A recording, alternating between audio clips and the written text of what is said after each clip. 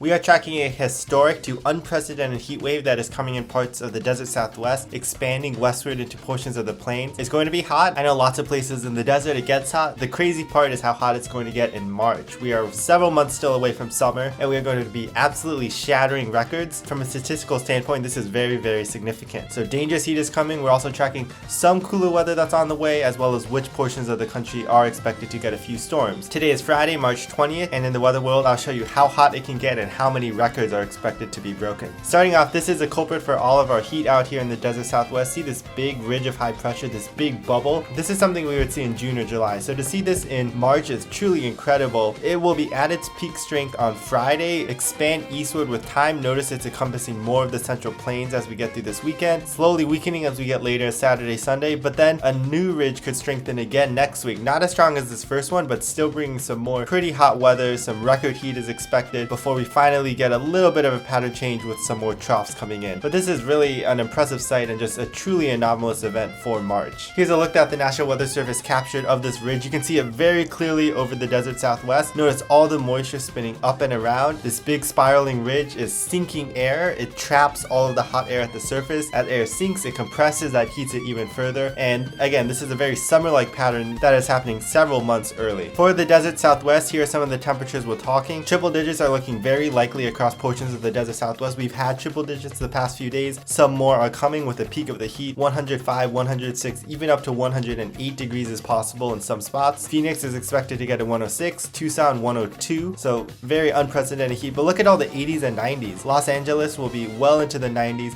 Portions of Texas will be into the 90s on Friday. Going into Saturday, notice how the heat slowly starts to ease off. Still triple digits in the desert southwest. More 90s extend further east into the southern plains. But past Saturday, the heat eases off a little. Sunday, less triple digits, more just upper 90s. And then as we go into next week, still very hot. It's supposed to be in the 70s. We're still in the 90s, but at least not the degree of heat that we're seeing early week. Here's a tweet from the National Weather Service. All these dots, these are major cities that are not just breaking daily records, but they're all-time March records. This means in the past 100 to 150 years or so of data keeping, we have not had a hotter March day than today. So that's pretty incredible to think about. Some of these cities in the southwest, we're not breaking the record by a few degrees, we're breaking it by many degrees. Phoenix, 106 degrees could be the peak temperature of this heat wave. The old hottest temperature in March is 100 degrees. In fact, even in April, the all-time April hottest temperature is 105. So 106 would be hotter than any temperature Phoenix has experienced, not only in March, but also April, and it's not until May that you typically get the earliest of this peak heat. Tucson, 102, that breaks the all-time record of 99. Las Vegas, 99 degrees. That shatters the all-time record of 93 degrees. In fact, the earliest Vegas has hit 100 is May 1st. So if we do hit 100 degrees, which it could be possible, it'll be close over the next few days, that'll come 6 to 7 weeks earlier than even the earliest 100-degree day. And typically the average 100-degree day is later in June or July. So this is just truly exceptional heat. And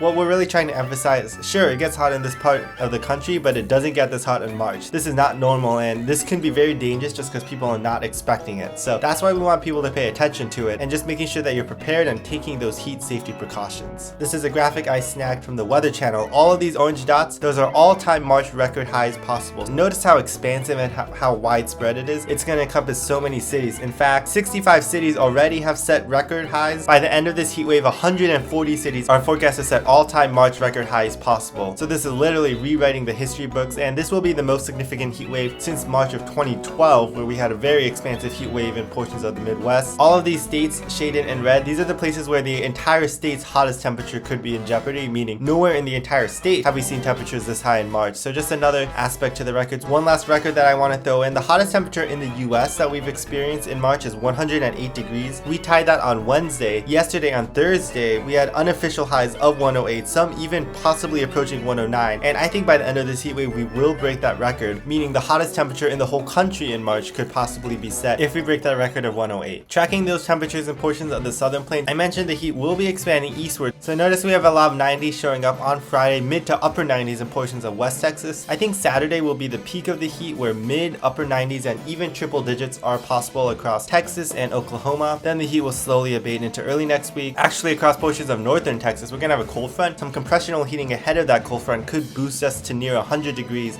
on Sunday, in North Texas that is. Dallas, you could hit 98. You're approaching an all-time March record of 100 degrees. Behind that front, a brief cool down, perhaps some more 80s, especially to the north, but still toasty 90s, and 80s continue into most of next week, and temperatures will rebuild, re-strengthen as we head into the middle part of the week as that second ridge of high pressure develops. One other danger that's coming with some of these temperatures is actually the fire danger. We're highlighting a concern this weekend for critical to potentially extremely critical fire weather. One of the biggest things is we're going to have some dry air. This is not necessarily a humid heat, this is more of a dry heat. Look at some of these relative humidity values in portions of the plains. On Friday and especially into Saturday, we're talking about single digits to teens relative humidity. This is very dry air, and this means that with the hot temperatures, with the drought that's ongoing in many places, even a little bit of a breeze means that any fire that starts could very rapidly spread. So I do expect some more fire weather concerns. This will be more of a headline going into this weekend, especially on Saturday and Sunday before that cold front arrives. That's when the heat, the dry air, and the winds will really be maximized to produce the highest fire weather threat. As such, in this brown color, fire weather watches are already in place, but we do have some red flag warnings, fire weather warnings already over portions of Wyoming. Again, I expect an expansion of these alerts over the next few days, so just please be very mindful not to do anything that would accidentally start a fire, because it could be very difficult to control and any fire could spread pretty rapidly and move kind of erratically and unpredictably. Alright, so I mentioned that cold front that'll be coming in across portions of the northern plains. Notice it chips away at our record hot temperatures. Some cooler air will be coming in early week, especially to the north and the east, but that heat will build back as that ridge stays out in the west. We still have well above average temperatures in this block of red. This is Wednesday, March 25th, over a week away. It does look like middle to end of next week, a stronger cold front could chip away at the heat, especially for the eastern 2/3 of the country. Still some more details to work out for that, but the bottom line, especially the west, the heat is here to stay. Some slight roller coaster temperatures for the central and eastern US, but at least some more hot temperatures before this stronger cold front is possible. It's going to feel a lot more like May, even June in many places than March. Alright, so finally this big ridge of high pressure is going to keep things pretty quiet across the country. Most of the rain that develops will be reflected north and away from this ridge, so anything under this ridge of high pressure is just going to be hot and dry as all the storm systems kind of get shunted around on the outside. That means we're mainly watching areas in portions of the Midwest and Northeast. Y'all will be seeing the rain over the next few days. We're going to have a few clipper systems. One will be moving through far northern Michigan and then eventually into the Northeast Friday and Saturday. Most of it will be rain in the far northern parts of the country, Maine, maybe some of the higher elevations or northern areas of Vermont and New Hampshire. Some brief snow is possible, but for most of the big cities in the Northeast, mainly a rain event. Some briefly heavy rain, a few storms are possible late Friday into Saturday, so a bit of a wet day. That system passes. We have a second piece of energy that will be developing late Saturday into Sunday, and then this will also move across portions of the Northeast and Midwest. And notice north side is snow, but predominantly rain, especially south of Michigan and New York. The GFS tries to spin this one up into a little bit of a bigger snowstorm across Maine and portions of northern New England. We'll watch that in the next few days. All the big cities though, it should stay primarily rain, and then even this system exits. For the rest of the country though, zooming out, it's going to be pretty dry going all the way up through the weekend. Other than that activity in the Northeast, not much, and then we still have to go out quite some time until that ridge finally breaks down for some more storms. So a quieter period ahead. We deserve it after the severe weather outbreaks we've gone through. We can rest a little bit easier. No big severe weather concerns. For Friday, Storm Prediction Center has a minor 1 out of 5 marginal risk across portions of the Ohio Valley, including Pittsburgh. Isolated severe weather is possible. Even on Saturday, no severe weather risk, but perhaps a few stronger storms could be possible in these areas. But again, no major severe weather outbreak, much more isolated in nature. As such though, here's that rain forecast. Notice that big dry stretch across the country thanks to that ridge of high pressure, and then it's areas on the fringes that are getting the rain, some snow in the north. Also Washington, watch out. Portland, Seattle, we're getting some pretty heavy rain over the next few days. For the rest of us though, it's a lot drier over the next 7 days. So again, the bigger story is certainly the heat over the next few days, especially in the desert Southwest. Again, we've seen this heat before, we've just not seen it in March. That's why everyone's talking about it. It's not going to be like a worst case scenario heat wave where it's unsurvivable. We're going to get through this just fine. We just need to make sure that we're paying extra attention to the weather in March for heat, and we're taking some of those heat safety precautions early. Just from a meteorological standpoint, it's very fascinating to talk about